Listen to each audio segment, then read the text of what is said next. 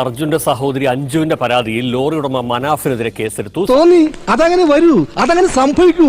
ഈ ലോകത്തിന്റെ ഒരു പോക്കേ. സമൂഹത്തിൽ ചേരിതിരിവുണ്ടാക്കാൻ ശ്രമമെന്ന വകുപ്പ് ചുമത്തി. കുടുംബത്തിന്റെ മാനസികാവസ്ഥയും വൈകാരികതയും മുതലെടുത്തു എന്ന് FIR പറയുന്നു. സാർ, പിടികിട്ടാപ്പുള്ളി ഒരാളെ കിട്ടി സാർ. അല്പം ബുദ്ധി ഉപയോഗിക്കേണ്ടി വന്നു. എന്റെ വ്യാകുല മാതാവ് എന്നെ മതസ്പർദ്ധ കലാപാഹനം എന്ന് പറഞ്ഞാൽ അങ്ങനെ കഴിക്കൂലേ? ജീപ്പി കയറുന്നതിന് മുമ്പ് ഞാനൊരു തമാശ പറഞ്ഞോട്ടെ? തമാശയാണെങ്കിൽ പറയാം. ഞാൻ മതങ്ങളെ യോജിപ്പിക്കാനാണ് പ്രവർത്തിക്കുന്നത്. ആ വെള്ളം അങ്ങ് വാങ്ങി വെച്ചേരി നായരെ. അതും കുറ്റ പിന്നെ അത് കിട്ടണം.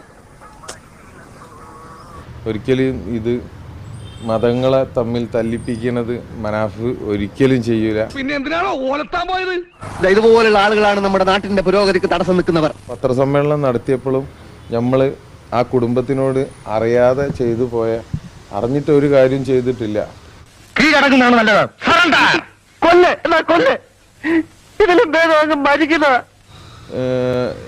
ഇപ്പൊ ഒരു FIR ഇട്ടിട്ടുണ്ടെങ്കിലും എന്താ ചെയ്യാ?